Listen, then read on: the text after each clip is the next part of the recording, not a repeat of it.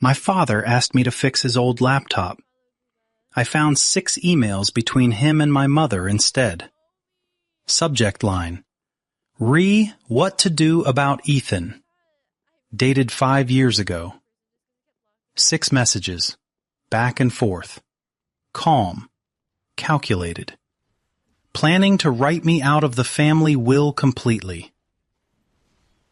My hands stopped moving on the keyboard. The house was quiet. Everyone was downstairs eating pie. I read every word. Then I read them again. Let me back up. My name is Ethan. I'm 34. I run a small construction company in Tulsa, Oklahoma. 10 employees, 3 trucks, a rented office with a leaking ceiling I keep meaning to fix. Business is decent. Not great. Decent. I'm married to Brooke. We've been together 9 years. We have a daughter, Rosie. She's 4. She has my eyes and Brooke's patience, which is good because mine ran out a long time ago. My parents are Glenn and Patricia Harmon. Dad is 67. Mom is 64. They live in the same house I grew up in. A brown colonial on Birch Lane with a big oak tree in the front yard and a garage full of things my father will never throw away. Then there's my sister, Claire, 37. Older by 3 years. Lives in Oklahoma City. Works in pharmaceutical sales. Makes good money. Drives a nice car. Calls Mom every Sunday. Sends flowers on birthdays. Shows up to everything. Claire was always the easy one. Good grades, clean room, never talked back, never slammed a door. I was the other one. I talked back. I slammed doors. I dropped out of college after 1 semester. I got into trouble in my 20s. Nothing criminal, just dumb. Bad jobs. Bad friends. A DUI at 22 that cost 6 months of my life and every drop of trust my parents had in me. I cleaned up. I built the business from nothing. I married a good woman. I became a father. But in my parents' eyes, I was always catching up. Always 1 step behind the version of me they wished I'd been. I knew that. I'd always known that. What I didn't know was that they'd put it in writing. The emails were from December, 5 years back, right after Thanksgiving. That Thanksgiving was bad. Really bad. The whole family was at my parents' house. Claire and her husband Kyle. Me and Brooke. Rosie wasn't born yet. We'd just found out Brooke was pregnant. I wanted to announce it at dinner. But before I could, Dad brought up the lake house. The lake house was a cabin on Grand Lake that my grandfather built in 1971. Small. 2 bedrooms. A dock that leaned sideways. It wasn't worth much money, but it was worth everything in memory. Grandpa left it to my father, and for years there'd been an unspoken understanding that it would pass to both me and Claire equally. That night, Dad said he was thinking about signing it over to Claire.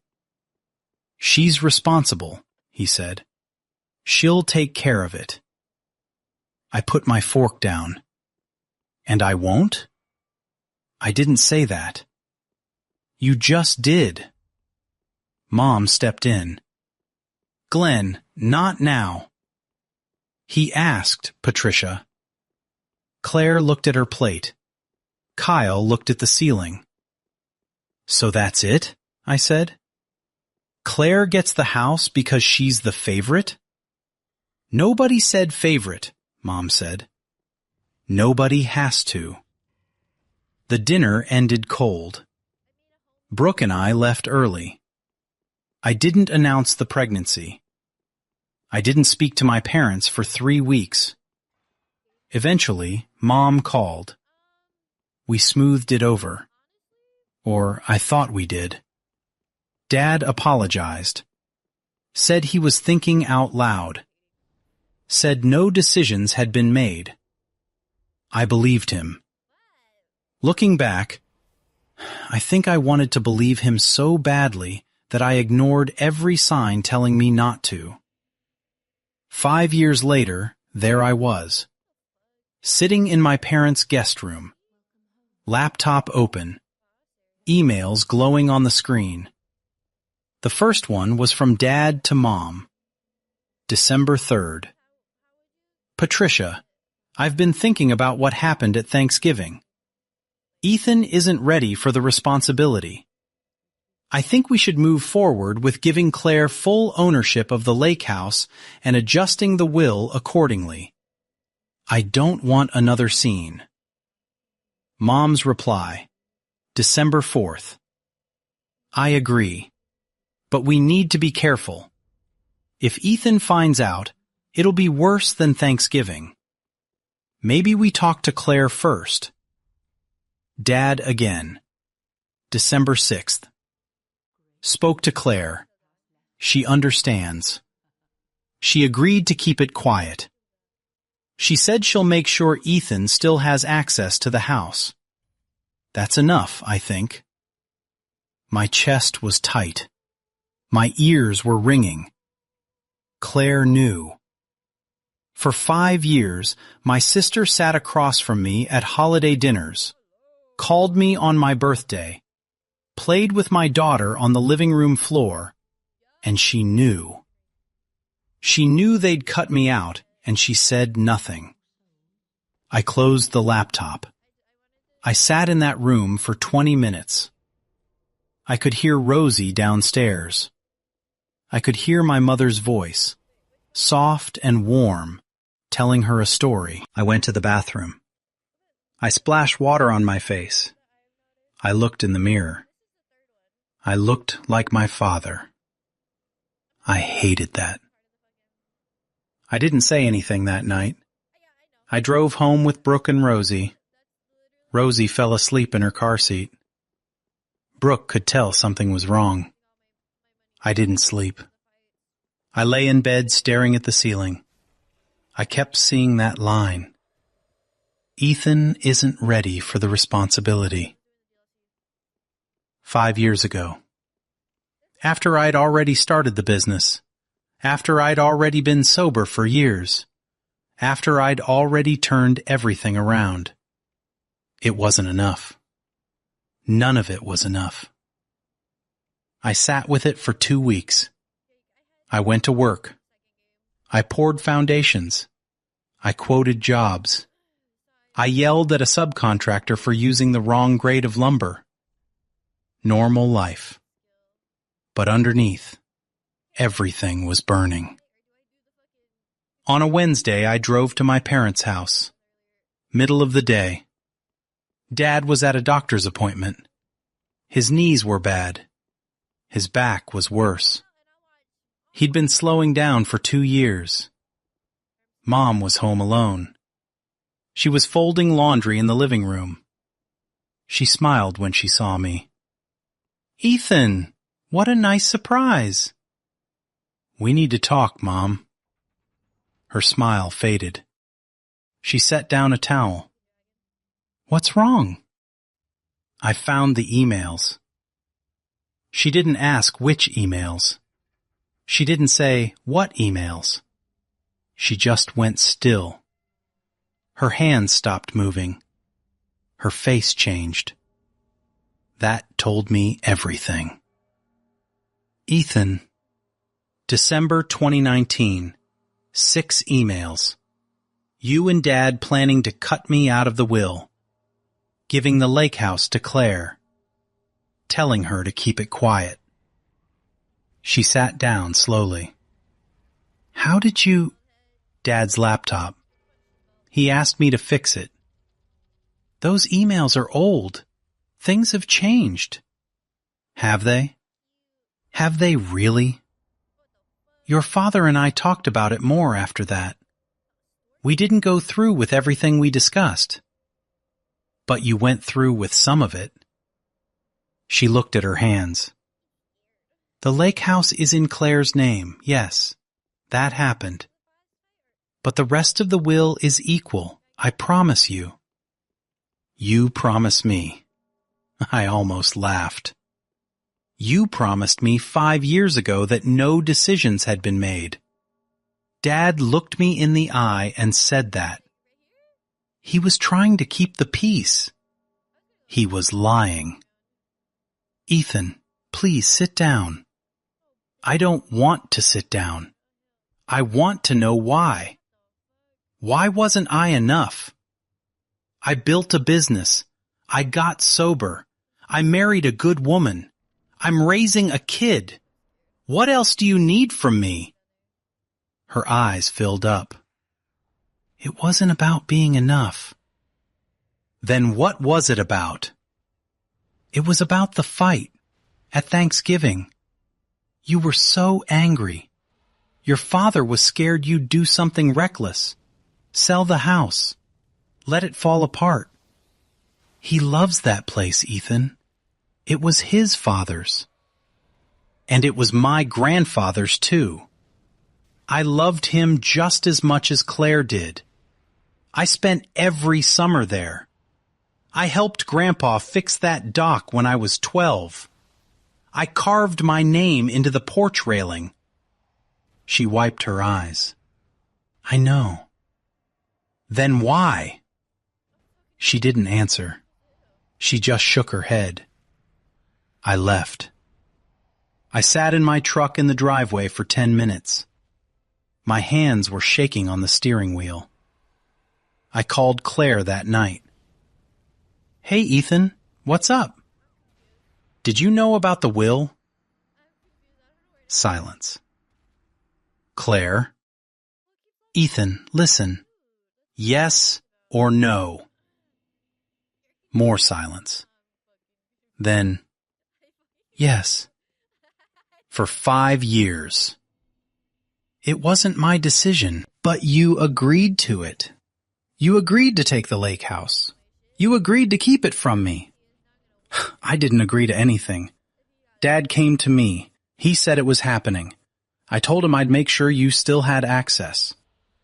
Oh, great. Access. Like I'm a guest at my own family's house. That's not what I meant. What did you mean, Claire? I meant I was trying to protect you. If I told you, you would have blown up. You know you would have. So everyone just decided for me, behind my back, because Ethan can't handle things, because Ethan will blow up, because Ethan is the problem. That's exactly what it is. I hung up. Brooke was standing in the hallway. She'd heard everything. Feel better? She asked. No. Didn't think so. She walked over. She put her arms around me. I let her. I stood there in the hallway and I let myself be held because I didn't know what else to do. The worst kind of betrayal isn't the loud kind. It's the quiet kind. The kind that smiles at you over Christmas dinner for 5 straight years. 2 days later, Brooke said something that stopped me cold. We were in the kitchen. Rosie was drawing at the table. Stick figures. A house. A sun with a face.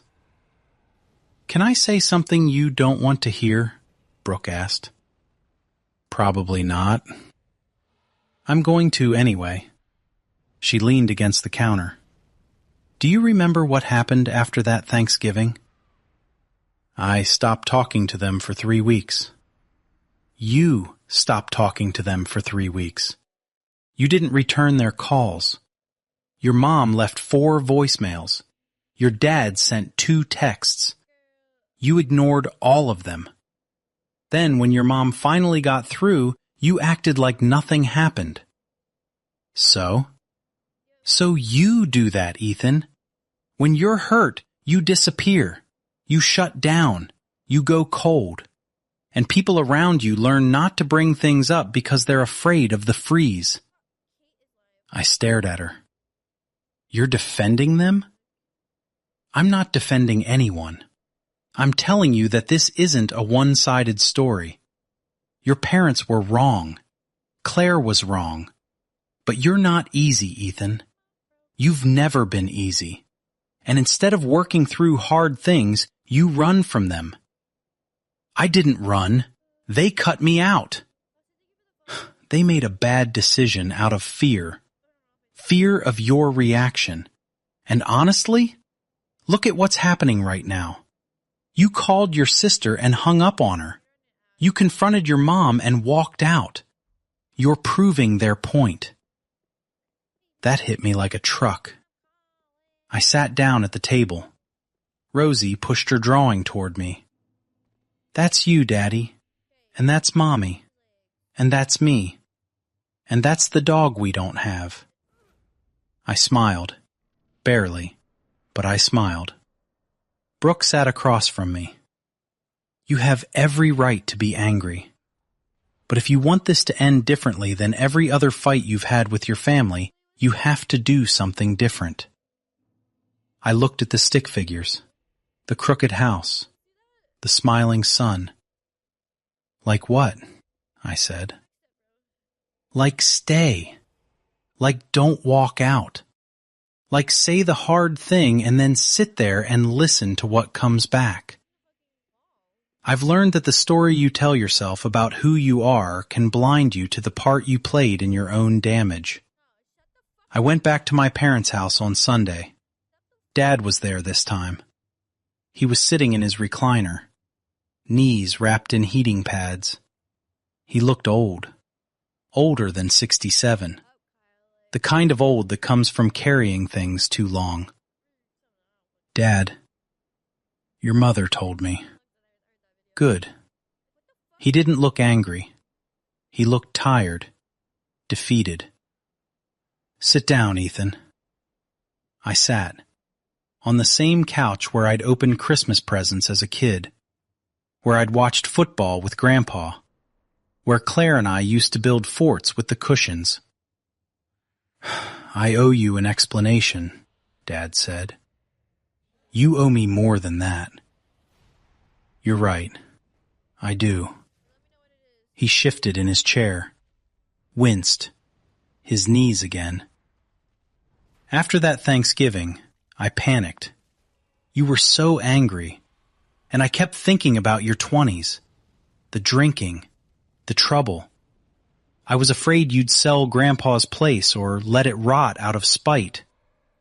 That was 5 years ago, Dad. I was already sober. I know, but fear doesn't think straight. So you just cut me out. I made a mistake, a big one, and then I was too ashamed to undo it. Mom came in from the kitchen. She sat on the arm of Dad's chair. She looked like she hadn't slept. We should have told you, she said. Years ago. We were cowards. You were. She nodded. No argument. Dad reached for something on the side table. A folder. He handed it to me. What's this? Open it. I did. Inside was a printed email. The 7th one I hadn't seen. It was from 3 years ago. Dad to Mom. Patricia, I've been watching Ethan. The business is doing well. Rosie is beautiful. He's a good father. Better than I was at his age. I think we made the wrong call.